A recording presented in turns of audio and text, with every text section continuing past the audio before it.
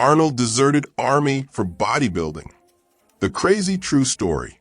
Before he was the Terminator, before he was Conan, before he was even Mr. Olympia, Arnold Schwarzenegger was an 18-year-old kid in the Austrian army, probably peeling potatoes. But don't let that humble image fool you, because the lesson we're about to learn from young Arnold is pure gold. Sometimes to win big, you gotta risk it all. And yes, sometimes that means committing a military crime. If you're ready for a story that proves dedication knows no bounds, hit that subscribe button right now. Because you won't want to miss a single insane detail of Arnold's earliest, most rebellious triumph. This isn't just a story, it's a legend. Picture this, it's the mid-1960s, Austria, mandatory military service. And there, behind the wheel of a monstrous M47 Patton tank, is a young, already impressively muscled Arnold. Now, was he a flag-waving patriot, dreaming of defending the homeland? Not really. Arnold's patriotism extended about as far as the sheer, undeniable power of that tank. He wasn't in love with the army. He was in love with the raw, mechanical force of the machine, a force that mirrored the one he was meticulously building in his own body.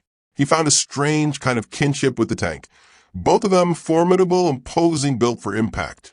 But while the army wanted him to clean tracks and practice maneuvers, Arnold had a different kind of power he was eager to unleash. Then came a moment that changed everything. The Junior Mr. Europe bodybuilding competition. This wasn't just some local gym show. This was the big leagues for a young, aspiring bodybuilder. Arnold, brimming with ambition, applied for leave. He needed to be there. He had to be there. The answer he got back was a resounding, soul-crushing neen. The officer looked at him, probably with a dismissive wave of the hand, and barked, "You have a tank to clean, soldier." A tank to clean. Can you imagine? The future Mr. Universe, told to clean a tank instead of chasing his dreams. That's like telling Picasso to go paint a fence. But Arnold wasn't built for fences, or tanks for that matter, not when a stage beckoned. The word no simply didn't exist in his vocabulary when it came to bodybuilding. He made a decision right then and there that would either launch his career or land him in a very uncomfortable military prison cell. He was going AWOL, absent without official leave, a serious court-martial-worthy offense. He hatched a plan, a grand, secret escape, something out of a spy movie, probably involving stealthy movements under the cover of darkness. The reality? It was a clumsy, almost comical affair. He was 18, remember, full of muscle short on finesse. The escape itself? Pure comedic gold. Arnold, this hulking specimen of a human, tried to sneak onto a train heading for Germany. He didn't exactly blend in. Imagine this mountain of a man attempting to squeeze his colossal frame into the luggage rack of a train compartment. His legs, probably the size of most people's torsos, were dangling out, practically waving hello to every passing passenger. Every creak of the train, every shadow that flickered past the window, sent a jolt of panic through him. He was convinced military police were going to burst through the doors at any second, demanding to know what giant, muscle-bound fugitive was attempting to impersonate a suitcase. The fear was real, the stakes were sky high, and the image of him crammed into that tiny space is just priceless. He somehow made it to Germany, heart pounding, adrenaline coursing. He was free. He was at the competition. He was ready to dominate. And then a sudden, horrifying realization hit him like a barbell dropped on his foot. He'd forgotten his posing trunks. Seriously, the one thing you absolutely, unequivocally need for a bodybuilding competition, and he left them behind in his haste to escape the clutches of military service. Luckily, a fellow competitor, seeing Arnold's panicked, wild-eyed desperation, lent him a pair. A borrowed Speedo, a desertion, and a dream. What could go wrong? Everything, apparently. But nothing did, because despite the borrowed trunks, the sleepless night, and the constant fear of capture, Arnold stepped onto that stage and absolutely blew everyone away.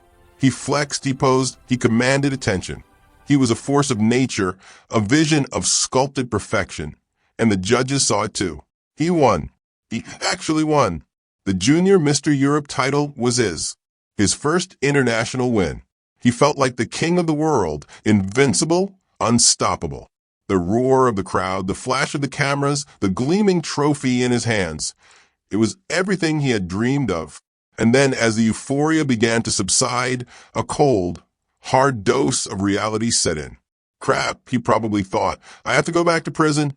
The joy of victory was instantly tempered by the looming shadow of military justice. The return was just as dramatic as the escape. Arnold, trophy in hand, dread in his heart, walked back into the barracks. He was immediately apprehended. The officers were furious. Desertion was no laughing matter. He was marched off to the brig, the military prison, ready to face the music. But then something truly unbelievable happened. News travels fast, even in the 1960s. A local newspaper, probably a small regional daily, ran a story. Austrian soldier wins Junior Mr. Europe. The headline, coupled with a photo of a beaming, victorious Arnold, made its way to the very officers who had just thrown him in jail. Their initial rage began to morph, slowly but surely, into something else entirely. Pride. National pride. The commanding officer, still trying to maintain an air of authority, stormed into Arnold's cell. He probably started with a stern lecture about duty, discipline, and the severe consequences of going AWOL. But then he faltered. He looked at the newspaper clipping, then at Arnold, then back at the clipping. A reluctant smile tugged at the corner of his mouth. Schwarzenegger, he grumbled, trying to sound tough. You are a disgrace to the uniform, but you won, didn't you? He couldn't hide the genuine admiration in his eyes. The punishment for deserting the Austrian army? 7 days in the kitchen, 7 days of peeling potatoes. Not exactly hard labor, was it? It was a slap on the wrist, a symbolic gesture. Arnold had not only gotten away with it, he'd become a legend within the barracks, an untouchable hero who had risked everything and won. That victory, that insane, audacious, potato-peeling victory, wasn't just a title. It was a spark that ignited Arnold's unshakable confidence. It showed him that if he believed in himself enough, if he was willing to take outrageous risks and push boundaries, he could conquer anything. It was the first step on a journey that would take him from a tank in Austria to the biggest stages in bodybuilding, Hollywood, and even the governor's mansion. It proved that sometimes the biggest rewards come from the biggest gambles. And it cemented his reputation as a man who would literally do anything to achieve his dreams. So what do you think? Was it worth peeling all those potatoes to become the greatest bodybuilder of all time? Absolutely. If you love this crazy story of the Terminator in the kitchen, make sure you smash that subscribe button and hit the notification bell so you don't miss our next epic tale. Next time, we're diving into how Arnold made a guy scream on stage for absolutely no reason at all. Trust me, you won't want to miss it.